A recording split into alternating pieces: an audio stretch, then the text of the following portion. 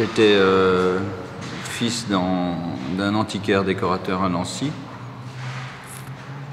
qui avait fait des études d'architecture, interrompues par la Gestapo. Envoyé en camp de concentration, il a été torturé en même temps que Stéphane Hessel, qui était son chef de réseau. Stéphane Hessel, vous voyez qui c'est.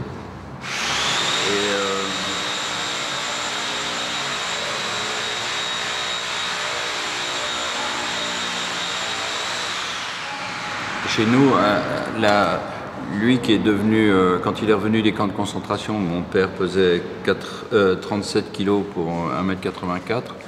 Il a mis 2 ans à se refaire une santé. Il est devenu professeur d'histoire de l'art aux Beaux-Arts à Nancy et puis antiquaire décorateur. Quand j'étais petit, je passais des après-midi dans ses ateliers à jouer avec les bouts de bois, les trucs cassés et à chercher la beauté dans les choses qu'il y avait dans les caisses de bois qui étaient destinées à l'incinération. Et c'est bizarre que quand je suis arrivé à New York, en fait, dans l'envie de me reconstruire moi-même,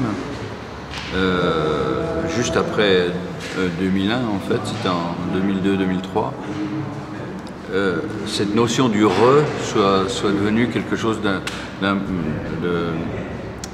qui m'a donné la sensation qu'on ne voyait pas les choses de la même manière selon qu'on les faisait ou qu'on les refaisait. Donc dans cette œuvre Manhattan Project, qui est réalisée ici avec il y aura 100 pièces, c'est comme redonner une dimension à quelque chose qui était à l'intérieur de moi, en fait, comme un désir vraiment profond.